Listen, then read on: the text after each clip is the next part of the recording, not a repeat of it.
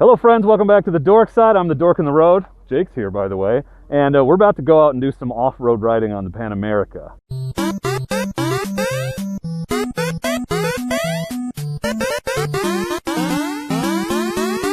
I'm the Dork in the road and I want to be your internet riding buddy, so please consider subscribing. We are here at the Get On ADV Fest, and Harley has been kind enough to take us out on a 45-minute guided mixed surface, aka off-road ride on these fantastic Pan Americas. So Jake's here, Jeff's here, ADV agenda, and we're going to see what these things can do. Which is good because all the test rides I've done have been on the street, and what's the point of test riding an adventure bike only on the street? Pretty cool you guys are doing this, man. Yeah. It's so nice to be able to get them off the road. Ooh, it's just lowered. That's so cool.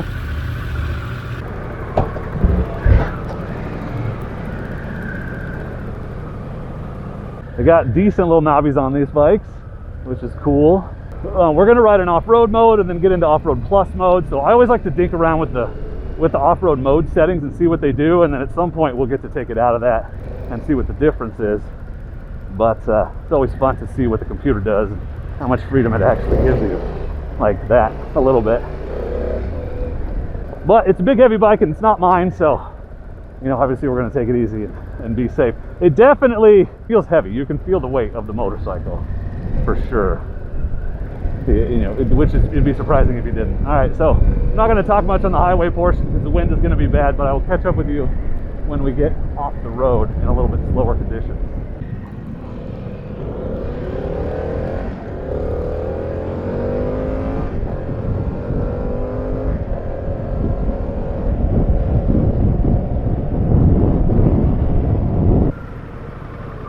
So weird how it drops down. It's pretty neat. Pretty neat.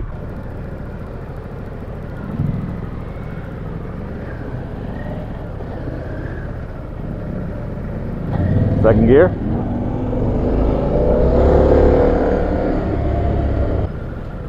Oh, beautiful. That's what I like to see. That is what I like to see.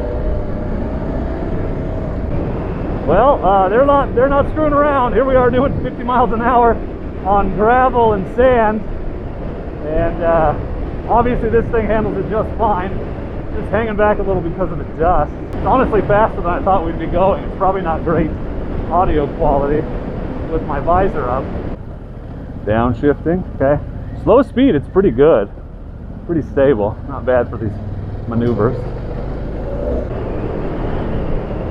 So I'm not hating the off-road mode so far. It's been good. I mean, it does the suspension and the throttle mapping, your braking, everything all at once. Yo, that was dusty. And so it's pretty optimized for off-road riding. If you would like to experience off-road plus, go ahead and push and hold the mode button. That's your hazard lights. This up here, okay. I don't want to turn the bike off. Now your ABS is shut off to the rear, okay? And you have less traction control. Okay, and how, to switch back, do I just hit the mode button again? Yep. If I want to? Yep. Okay. Just like that. Does it work on the fly or you got to stop? You have to be stopped. Okay. And if you toggle the bike off, it will default back to that mode. Okay. Okay? Okay. There's a car over there. It's not a great place to park, I feel like.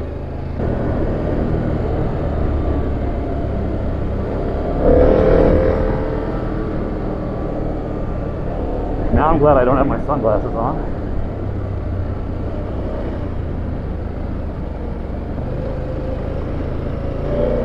It is confidence inspiring, but you are constantly reminded of how heavy it is. And those two things are at odds right now. And since I dropped a test bike earlier, I'm obviously a little tentative. So the weight reminders are winning. You know how it is. Hill climb. Like nothing. Like nothing. That was a significant hill. That's the biggest one we've done. Obviously it has tons of power. This is the deep sand. Okay, I'm still standing. Still standing. Okay, well, that's the worst. I feel pretty good. I feel pretty good. Didn't waddle. At least not yet.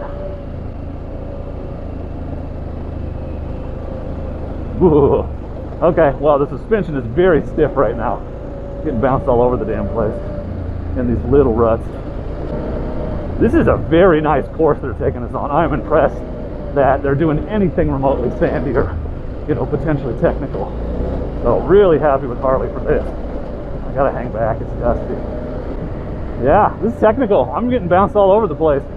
The Harley doesn't give a shit. It's just eating it.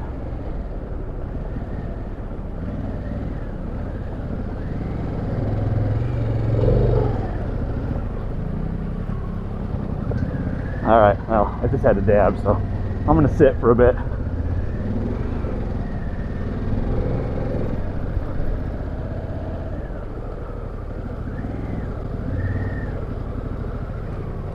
Oh, whew.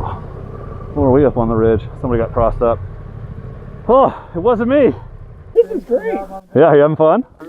Had a dude crash, and the rule is, if you crash, you have to go back. So they're trying to figure that out for us right now. Ooh, it's gorgeous up here. What a view. What a place to ride. Unbelievable. My wife hates it when I'm this close to a cliff. It's a lot farther than it looks, babe, I promise. Oh man, that's cool. Pretty damn cool. You can see the car. Wow, gorgeous. Ooh, beautiful. Very gorgeous. Unbelievable. What's this? Some concrete, hard pack? Interesting. Some hill reinforcement. This is beautiful too. What cool scenery. It's a great place for a photo. So the standing position, I'm warming up to it. I'm still leaned way over, but if you bend your knees quite a bit and use the tank, it's not unbearable. Trying to bend my knees to save my lower back. I still think I'd like a little rise on this if it were mine, but it's not terrible. And you know, this is a capable little bike. It climbs like a mountain goat. It's not a little bike. This is a capable huge bike. Climbs like a mountain goat. But I think them taking us on this is a real testament to their confidence in the capability of this motorcycle, because I mean, we have guys crashing. Like, this is not easy putting around gravel, and we're not going slow. So I just think Harley really thinks they've got a very good machine here, and for what it is, you know, and it's a GS competitor, that's what it is.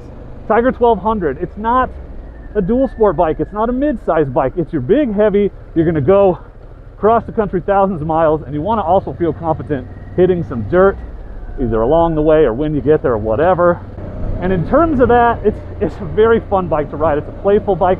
It's more capable and easier to ride than it should be at its size. There's a lot of pluses here. There's also a lot of questions about reliability, it being Harley and this being their first off-road bike, and also just, here's another hill climb.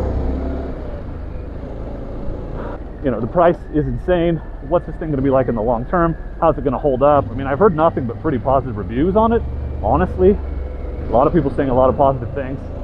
So who knows? Maybe they did exactly what they set out to do right away. It's got some crazy interesting features that I hope to see other manufacturers adopt. I mean, it's really neat, because one of the biggest issues with a bike like this is how tall it is and how top heavy it is, and that adaptive ride height letting you get your feet down, because you only need to get your feet down when you're stopped, right? Hopefully the rest of the time you put your feet on the pegs, you need the bike to be as capable as possible. And so for shorter riders, they have to compromise that. And this bike, you don't have to, because you get your full suspension travel, and then when you stop, you can get your leg down. So I mean, I would love to see that on other motorcycles. I know it's an expensive feature, so it's unlikely to happen on lower end bikes, at least for a while, but pretty cool. It's got a lot of electronics, you know, it does a lot of things.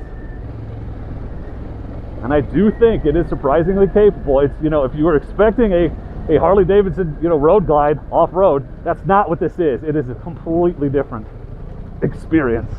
I did not need to dab there. Whatever. So, you know, it's not for me. Like, I'm so much more of a mid-sized guy. But if you're like trying to decide between a GS and a Tiger 1200, you know, that's what you're looking for, this is a bike worth considering. You know, just take all the question marks in, but it is an impressive machine. I don't care who you are. It's an impressive machine. It's insanely fun on the street. It's clearly very capable off-road, which I did not expect it to be. So I've been pleasantly surprised by that this whole time. So yeah, go Harley, and kudos to them for letting us do this. Seriously, because they did not have to give us a course like this. And yeah, we're not exactly riding at rally pace, but we're not exactly on the highway either. Beautiful machine. And I think it looks cool. I know some people hate it. It looks like a Cylon from 80s Battlestar Galactica, but I kind of dig that. Shifting standing up is easy, even in my adventure boots. Let's see what the off-road ABS is like. Oh yeah, big pulses. You actually, so it doesn't lock up, but you are scrubbing speed in a useful way. I think you could slide this even with this off-road ABS on. Honestly, it's going to give you just enough to do it. That's what you're into. So I put it back in regular off-road mode because I wanted to play with supposedly the computer knows what the hell it's doing. And for instance, the rear ABS is not super aggressive. I haven't had the front pop at all. You know, light on it obviously, but yeah, because my biggest concern with ABS on the rear on a big heavy bike like this is when I'm going downhill and I want to stop, I can't, because the rear wheel, here's some whoops, the rear wheel, you know, won't lock up or even slow down. I don't feel that at all. I don't have that concern on this, even with the off-road ABS. The computers are smarter and better at riding than I am most of the time. We're back on the road we came in on, I think. That's a fun little loop. Oopsie. I don't know what happened there. It's weird. It's like the front end just left the ground. Super weird, right? They probably really need to check that. I really like the lean sensitive traction control. The Norden has it too, and it's really fun to lean into a corner and give it a bunch of gas, and then as the bike straightens up, you can feel it pour even more on, even though you're not modulating the throttle at all. Pretty cool. All in all, very impressed with this bike. It's really fun. It's also very expensive, but can a moderately skilled rider handle it? I'm doing it right now. So yes, with some pucker moments. And there will be some pucker moments. I think he's taking us the fun way back. This is not how we came out. I would like to hit some more technical bumpy stuff. See how it does. Yeah, we're getting into more sandy. I thought we were done. Clearly we aren't. The road has ended and now we're on a sandy trail. Okay. I think we're getting a little bonus right now. That's my guess. I don't think they would take everyone on this. It's pretty dusty, so I'm trying to hang back. Oops. The front wheel, it just won't stay on the ground. Super weird. I am really glad they put these aggressive tires on here. It makes a difference. Oh, I'm going over this dune. That's happening. Sometimes your line chooses itself, you know? Sand is a fickle mistress.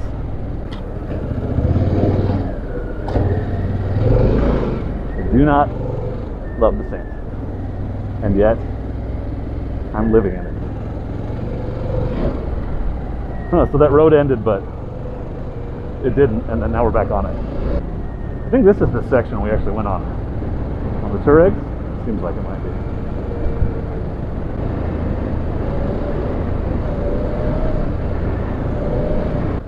Anyway, thanks for watching this test ride. Hope you enjoyed it. If you got questions about the Harley, please feel free to leave them in the comments. And again, this is just an in-the-moment impressions test ride. It's been a blast. Thank you for Harley for putting this on. Thanks Revzilla. Thanks to Jake. Yeah, it's awesome. And Jeff for sweeping. Yeah, we missed. All right, we're going in sport mode.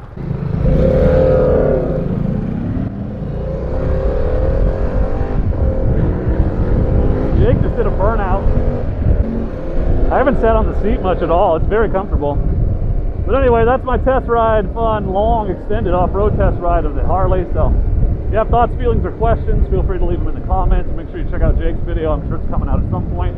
Thank you for watching. I hope you enjoyed. And please do not forget to be excellent to each other. Thank you. Excellent! Motorcycles are fun, dude.